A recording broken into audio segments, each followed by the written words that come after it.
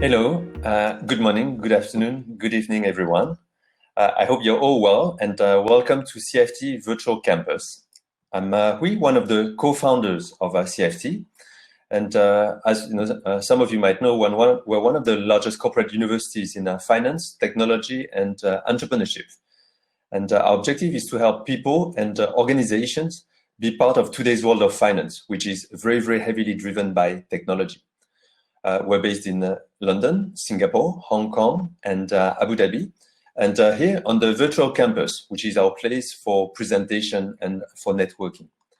And today, for the session of today, great pleasure for me to welcome Ben Brabyn. And a lot of you might know about Ben because he's the former head of Level 39.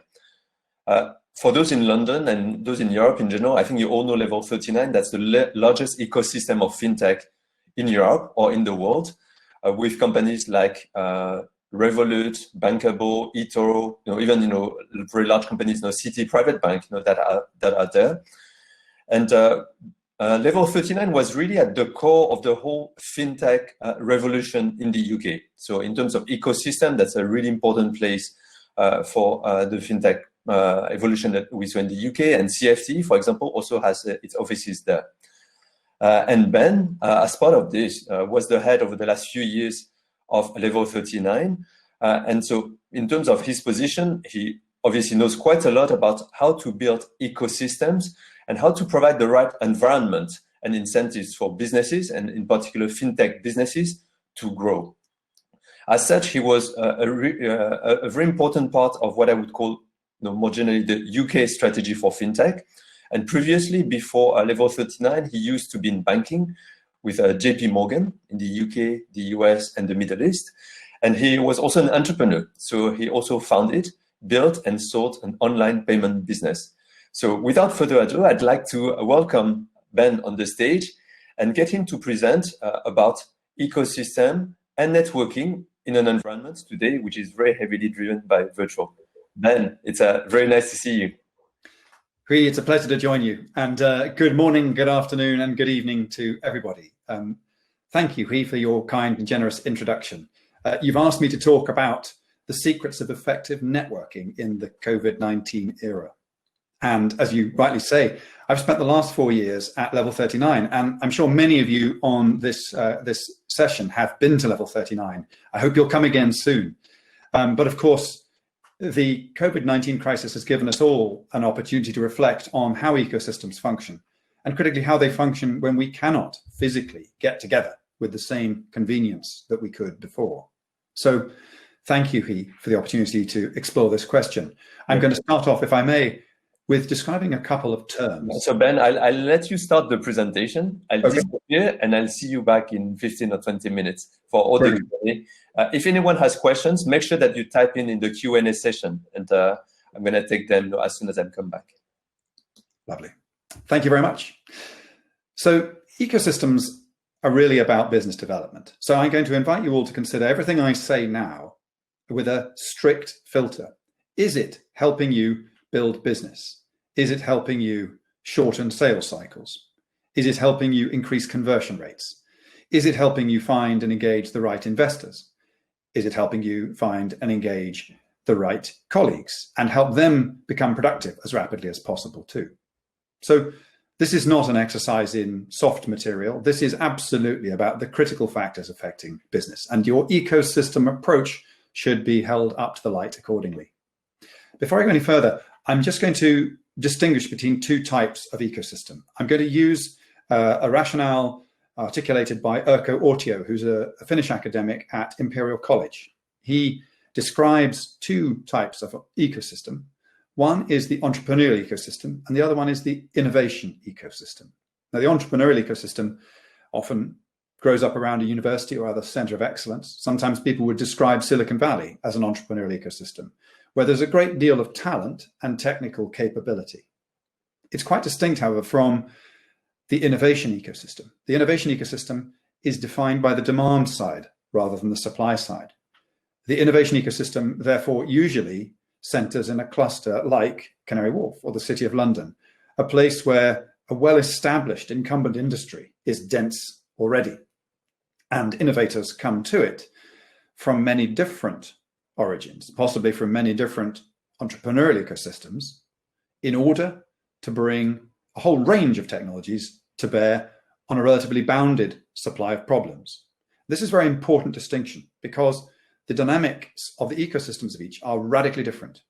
If you're in an entrepreneurial ecosystem, you may collaborate on the supply side, you may discuss technology innovation, you may share access to resources, but you don't collaborate on the demand side. Whereas in an innovation ecosystem, like Level 39, like Canary Wharf, like the City of London, you will typically find a huge degree of convergent interest on a relatively listable problem set. There will be a number of key priorities among incumbents, and certainly for B2B, business to business, business development, this is a fundamentally important distinction. So the first observation I'd make about ecosystems is, if you possibly can, find where your customers are clustered and build your ecosystem around them. A much more traditional, much more succinct way of putting this is to say, follow the money.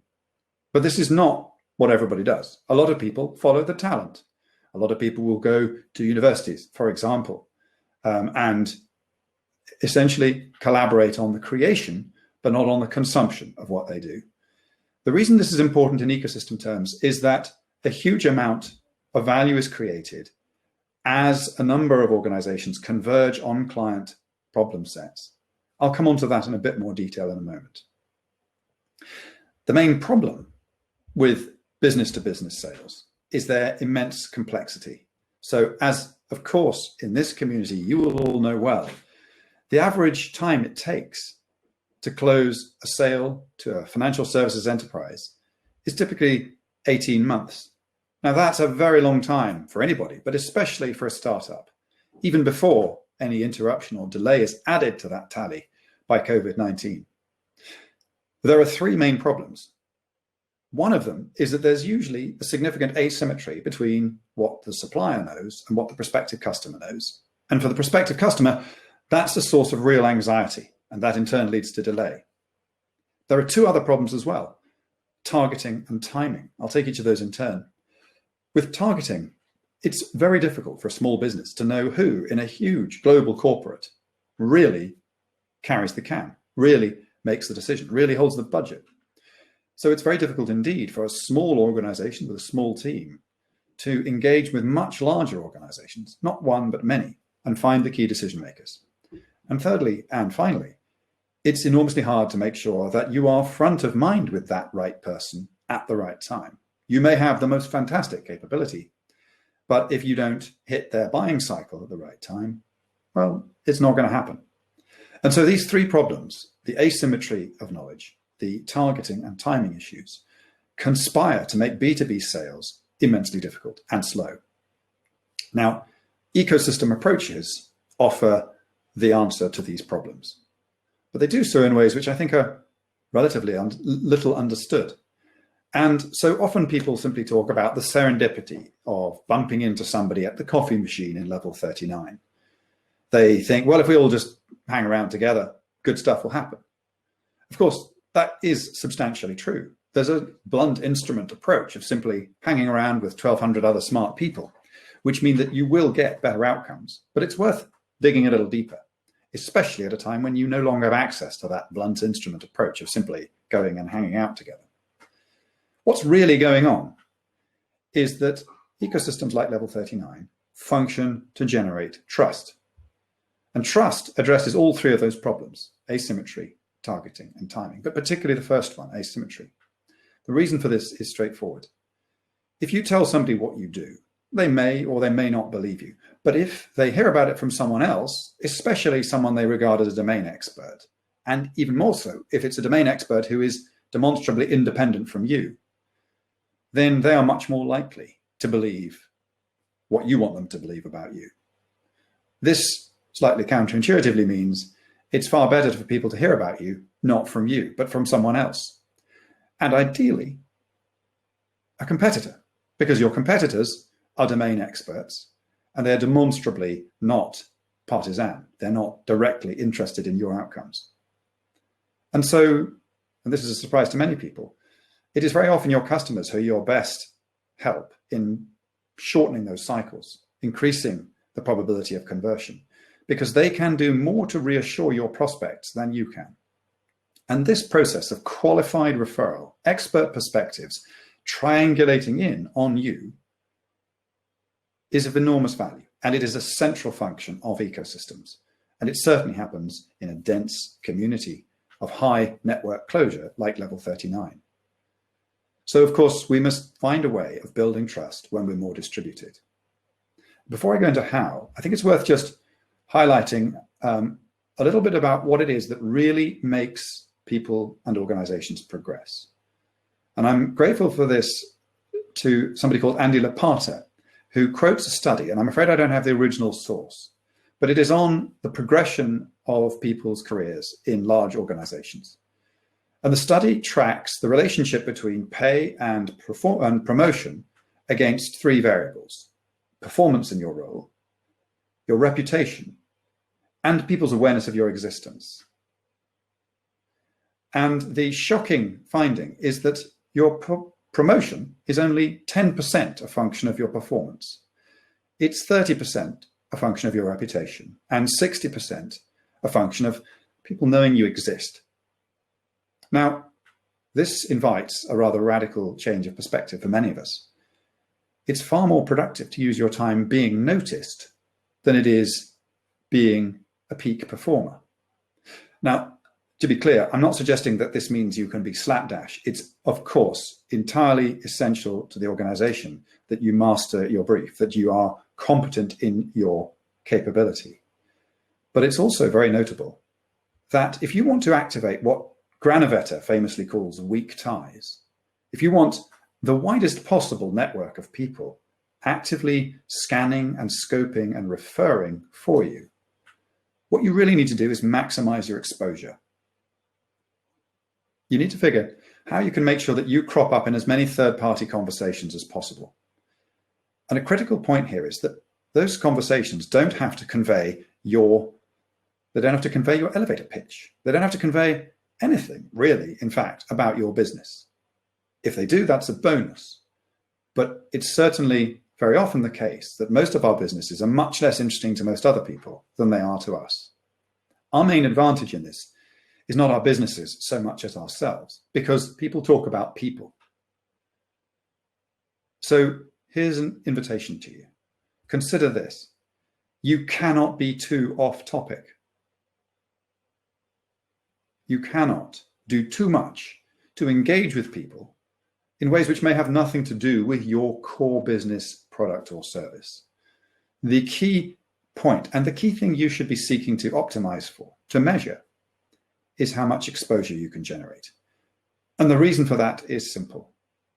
It activates a much bigger network, and it makes sure that the people in that network, while they do not have a huge payload of information about your business, know enough to set you in a favorable context for anybody who does want to find out more about your business. And this is the point about weak ties. As soon as you find yourself showing up in third-party conversations, or as soon as you hear reports of that, it's a very strong predictive indicator of progress.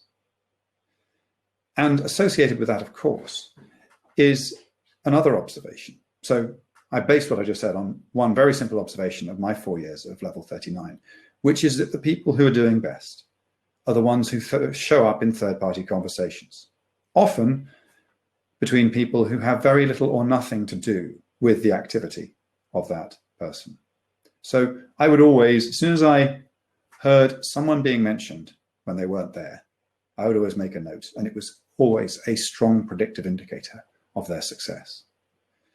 There was another strong predictive indicator of their success as well, and that was that those who are the most effective referrers themselves receive the most referrals. So the simple life hack from this is, if you want business to accrue to you, be a referrer first and a seller second. This is, in network terms, simply making sure that you're a node rather than an endpoint.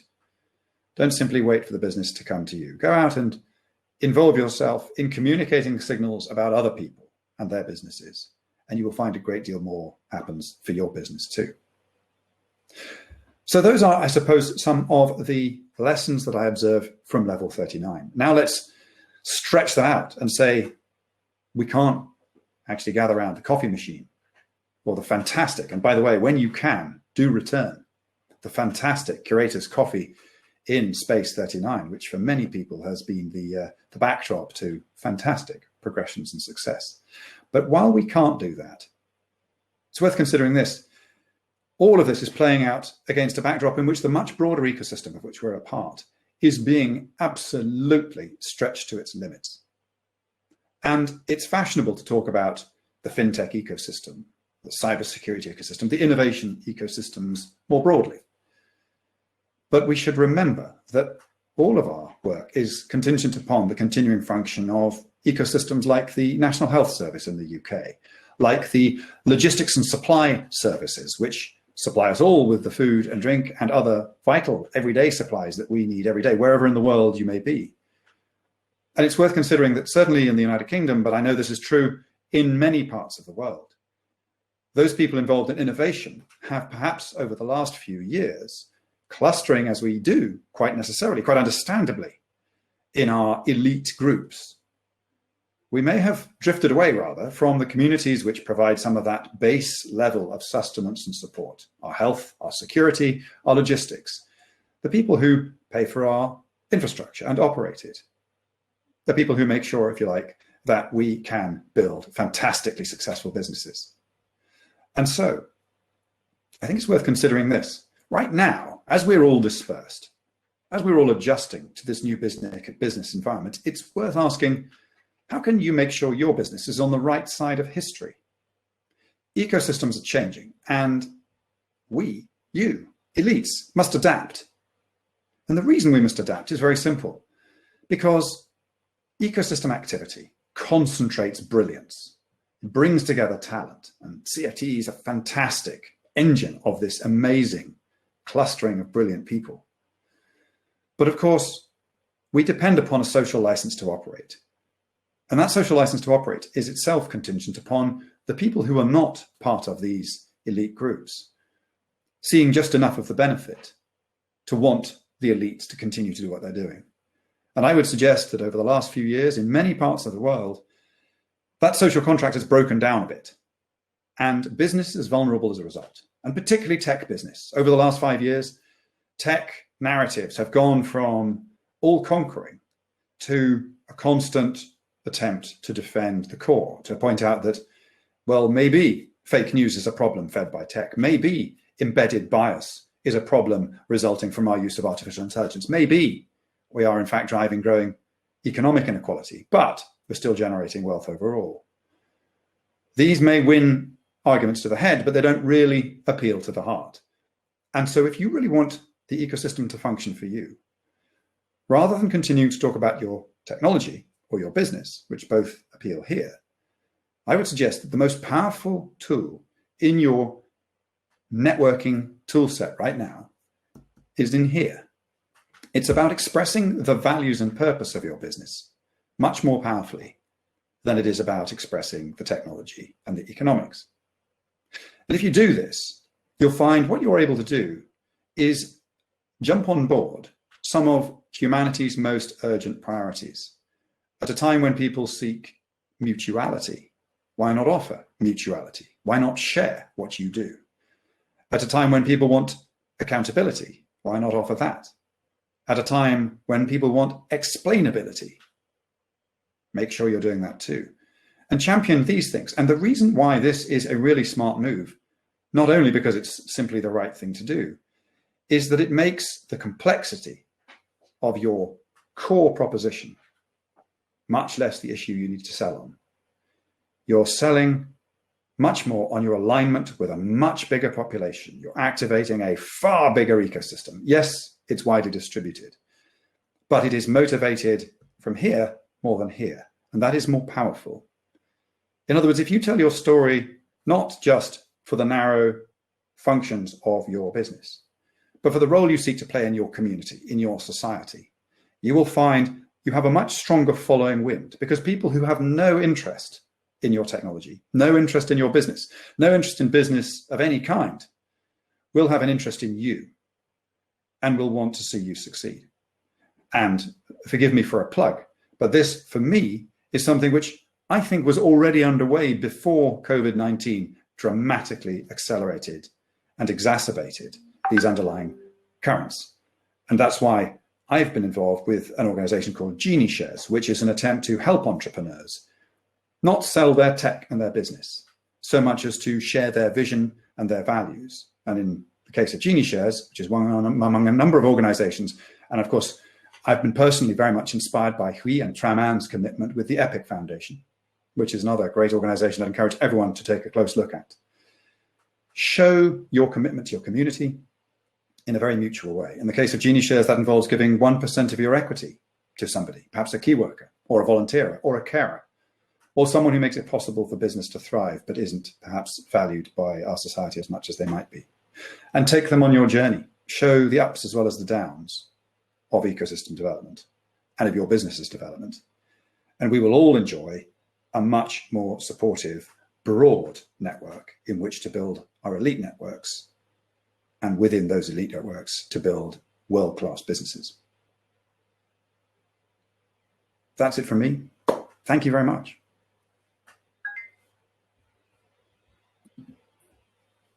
Thanks a lot, Ben. That was really excellent. I think I had my half an hour for the whole month of learning something. So thanks a lot. I've known you for a while, but every time I learn something new. And I think I'm not the only one, because just looking at the amount of questions that we have, the audience also learned a lot. So we'll jump directly into the questions.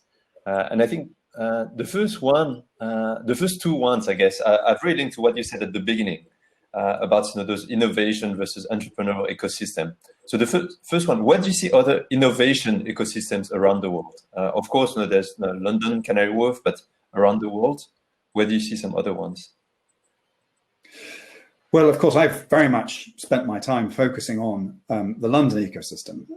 But if I may this probably won't be news, so I'll try and broaden it out in a moment. But certainly when it comes to financial services, I think the list is fairly clear. I met an Israeli investor who said there are only 5 cities in the world that matter. And so it is the big financial services clusters in London, in New York, in Hong Kong, in Singapore, and perhaps increasingly in China and Japan. But I don't think that we should keep this narrowly focused on financial services. It's worth considering anywhere where there is significant demand side draw.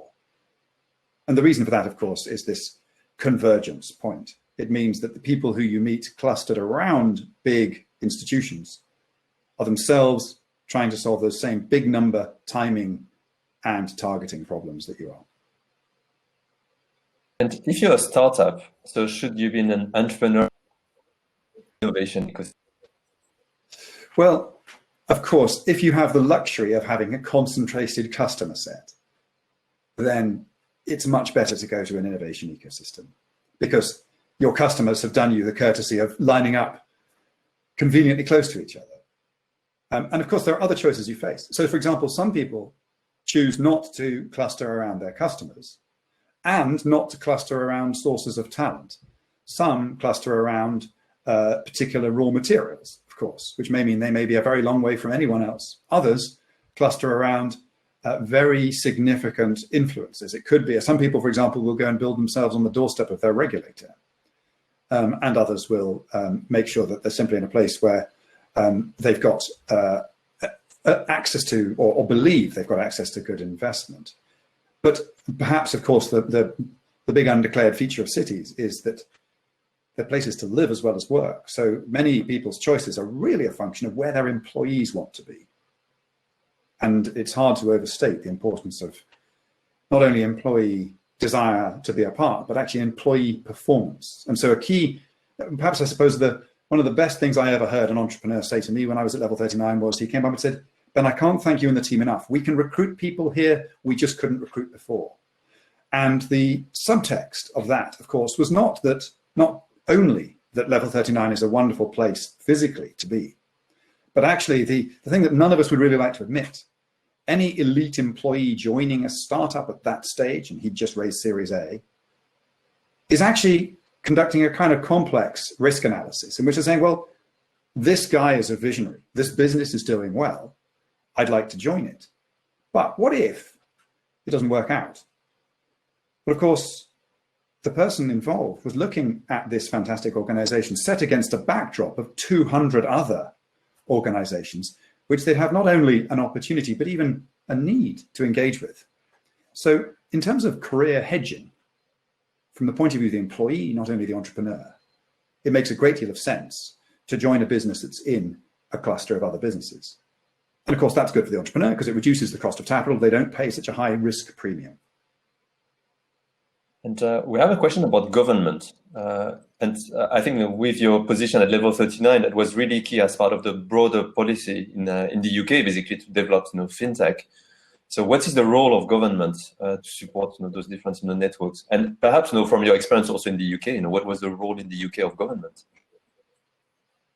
Well, my impression has always been that the Financial Conduct Authority has played an enormously important role as the sort of superhero of fintech in the UK. It has, of course, a kind of deep-seated advantage, which often isn't apparent to begin with, and that is that it operates within a common law jurisdiction, which, of course, the UK shares with places like Singapore.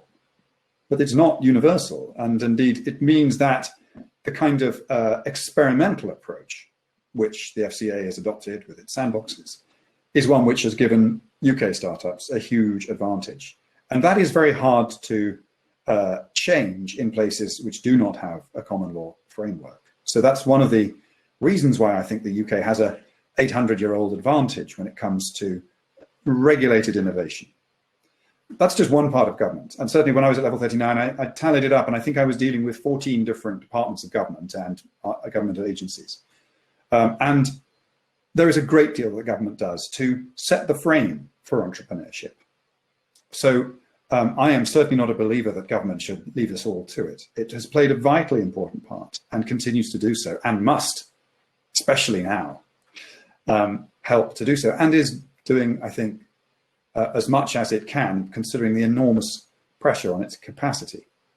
But the role of government, I'd suggest, is not so much to become involved in the minutiae. It is to set strong foundations. It is to turn over the resources of the state where it can, to be creatively reimagined by entrepreneurs. In other words, people sometimes talk about entrepreneurs standing on the shoulders of giants. Well, the government's role is to be one of those giants and to give us all a leg up. And it's important, of course, that it tries to give all of us that leg up. I think it can and should be challenged on the immense, and certainly in the United Kingdom, the immense tilting of the economy towards the southeast. And this is a result of an accumulation of various independently legitimate policies. But for example, the funding mechanisms of the Entrepreneur Investment Scheme, or the Seed Entrepreneur Investment Scheme, SEIS and EIS, are themselves, and this is an ecosystem point, designed to provide essentially tax subsidy to early stage companies. But the tax subsidy is given to people who have a high disposable income. And if you look at high disposable incomes, they are closely clustered around professional services firms and other white collar firms, notably in the southeast of England, which means entrepreneurship funding is much easier in the southeast of England. And because of the nature, often called the friends and family round of early stage financing, it's very often the nieces and nephews and friends and families of the already wealthy who have the opportunities to be entrepreneurs. And for that reason, I think, while that's not to say there is fantastic talent in that cohort, I think there's a great deal of talent which is not receiving as much support from government. And that is an opportunity. So we have a lot of questions. What I would suggest is that for participants, continue to add your questions, but especially upvote the questions you find the most interesting. So if we don't have the time, I just go to the ones that have the most upvotes. Two questions which are related to exposure, because you said what is important is to get exposure, most independently from other things. So there's a first question, which is, how do you get more exposure? And the second question, which was I think a question from Jared, which is, if you get exposure through a topic which is not necessarily related to you, how do you make sure that you're not being pigeonholed on that topic and not necessarily on what is it that you're doing? I think this is something, of course, everyone has to be comfortable with this, and we all have a different threshold. from a personal perspective, well, let me give a couple of more general observations. I've noticed people doing very well because they are passionate about a particular sport. They would organize activities and invite people to get involved with those sporting activities. Now, they're simply they're living their lives, enjoying a hobby, but it's a hobby which, of course, gives them a huge amount of opportunity to build relationships, which are predicated on something different. They're not, are you in the fintech market? But there's a high probability of overlap if your team happens to base most of its recruiting in E14, for example, in the East 14 London postcode where Canary Wharf is based. So I would suggest you can't go too far. From a personal point, I say you can't go too far. Clearly, it has to have an element of positivity. Courting controversy, of course, carries risk. From a personal point of view, and maybe this is, by all means, I will court condemnation when I say this, but I found a significant uptick in the number of approaches I got for a variety of things, some of them really very interesting, serious, and compelling, off the back of some hobby activity with my kids, where one Halloween we used propane gas to explosively cut a pumpkin and put a video of that up on YouTube. Now, I don't imagine that it would be easy to correlate that with any of my professional qualities. In other words, I don't think you can seriously deduce that because I can cut the face of a pumpkin in an explosion, that I'm likely to be more useful for your fintech startup, or providing better advice to your VC fund, or helping with policy development. But the number of people who invited me to do each of those things, I think I could trace it back to that. Well, it's quite high. Hopefully that's not going to be the only thing people will remember, from that session. Well, if it were, just consider, imagine this, looking back on this extraordinary summer. All of us, of course, have been attending all sorts of amazing lectures and discussions.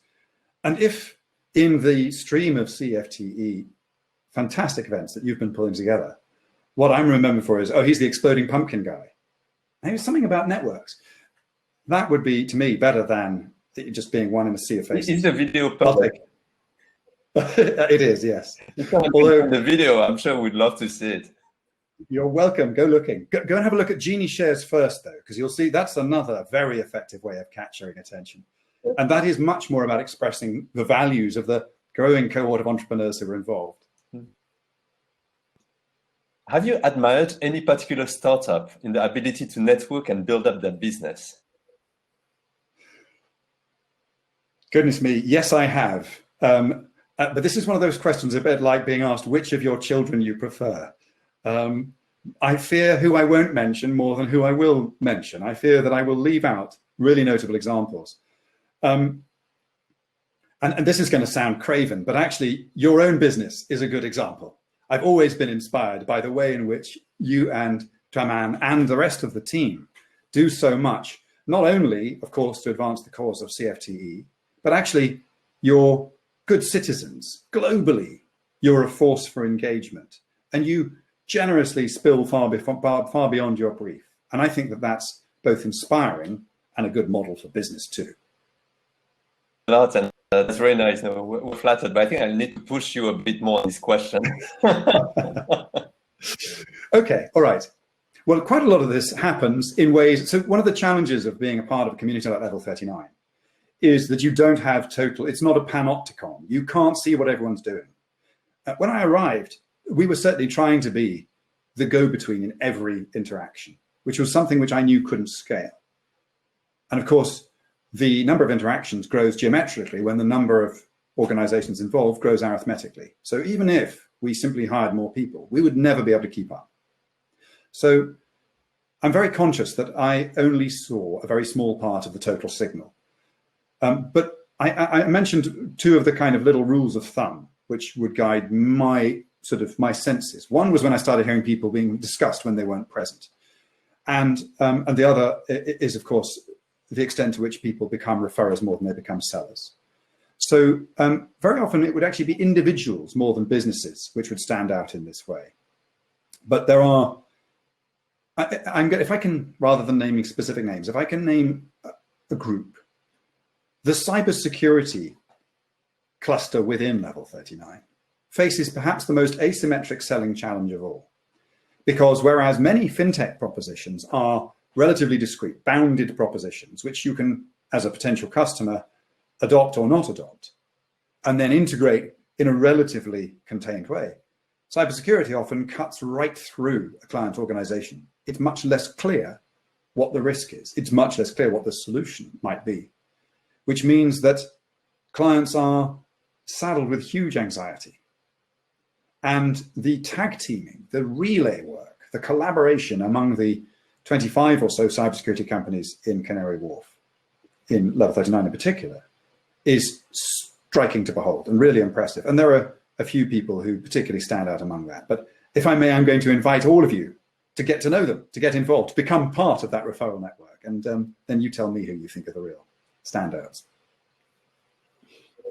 So a question which I think will resonate with many of us, which is the limitations that we have by interacting digitally. And from Simon, it's hard to share amazing carrot cake digitally. So how do we overcome this? It's a great point. And thank you for bringing up the carrot cake, just one of a number of fantastic cakes that await you at Level 39. So when you can, get back there. But of course, carrot cake complements the experience in the same way that exploding pumpkins or games of football complement the experience. So really, unpack carrot cake. Carrot cake is an expression of generosity coupled with a little bit of a sugar rush and a moment of mutuality as you sit doing something which is a little bit of an expression of vulnerability, eating together. Around the world, this is seen as a trust building tool. So deconstructing, I'm sorry to deconstruct carrot cake. It's an awful thing to do to it. It's far better simply to relish it as it is. But looking at the ingredients, the consequence of eating it is trust. The ingredients of it are sharing and the opportunity to share an element of humanity. And that's why I would invite everybody to consider substitute products for cake, which have those two characteristics. How can you demonstrate? So Theodore Roosevelt said, "No one cares what you know until they know that you care." So back to the point about 60% of progression being a function of awareness. Show your humanity and show that humanity connects with other people, especially at a time like this, other people who are potentially being very, very hard hit, both personally through their health, through their financial experience, but socially through isolation, through loss, bereavement. Show that you're a part of something much bigger than yourself. And that is the nearest I can come to a substitute for the time being for the cake. What I would say is have both. Rather like the Prime Minister of the United Kingdom, famous for saying he was pro having and eating cake. Go back and have your cake. But in the meantime, demonstrate your commitment to your community. Share with your community. Give them a slice of your business with Genie shares, and then enjoy a slice of cake when you're back at Level 39.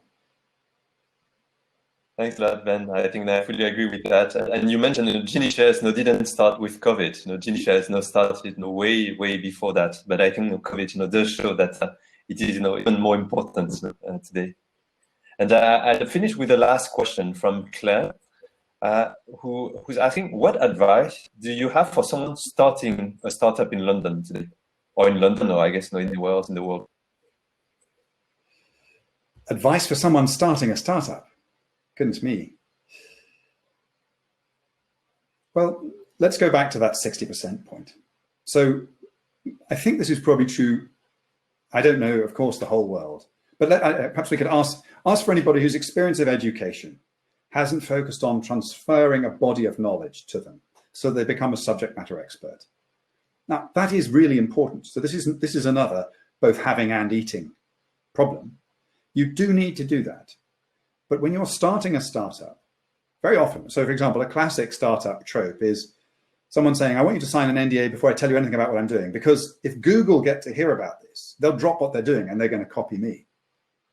Now this tends, maybe 1 in a billion times that's correct, but on the whole, Google's probably happier doing what Google is doing than copying your idea.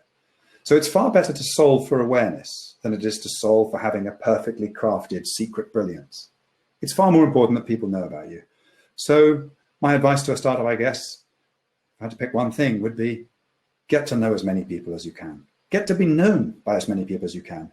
And critically, and this is the liberating bit, it's really hard to do that if you're known as the person with that widget.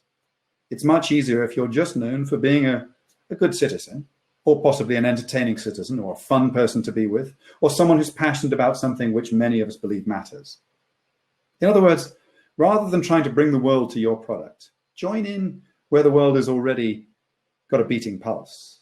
And then when the time is right, people will start to say, hey, you've got that product, haven't you? Now's the time we want to have a conversation about that. Because we've heard about you from 3 different sources, and they all say you're fantastic. Now, we don't know about your product, so start to tell us, please. And Ben, it's been hugely insightful. And so what are your plans now after level 13? Well, I am myself. I'm living the message I share. So I am dependent upon a fantastic community of friends who are providing me with guidance in trying to find that answer. Now seems to be a time to be comfortable with ambiguity and uncertainty, because the half-life of a good decision is shorter than it's ever been, I think. You know, even if you're right about something today, can you really be confident you're right about it in a week, in business terms? You can be sure you're right about it if your values are sound. This is why I think it's a good idea to invest in expressing those. So for me personally, I am right now, as a volunteer, leading and funding Genie Shares as a campaign to invite entrepreneurs to, in a very simple format, make a 1-minute pledge video saying, I would like to give 1% of my business to, and they can then keep it broad and say to someone in our community, or they can keep it much more narrow, to someone in my region, to someone in a particular profession, to someone who is under-recognized or under-supported. And we have entrepreneurs who are doing each of those things. So we have a real rich mosaic of generosity. So right now, I'm focused on helping entrepreneurs at a time when they are cash constrained and struggling for notice. Genie Shares is a great way to deliver that because it doesn't cost cash and it does deliver awareness and engagement. And it gives you an incredibly powerful engagement point with major corporates. You can go to your corporate prospect and say, we're doing this. Who do you think should benefit? Before you even mention any product or service conversation. Myself beyond that, well, I want to give everything I can to Genie Shares for now. But of course, I'm looking for opportunities to support the innovation ecosystem broadly defined. I've hugely enjoyed my time at Level 39. It's been a massive privilege to work with you and with the 200 other companies based there, and indeed to have partnerships and relationships in over 20 different countries in the process. So I don't have an answer to your question, Keith. All I can tell you is the way I'm going about it is to trust the ecosystem of which I'm a part, because it's full of people who are smarter and better connected than I am.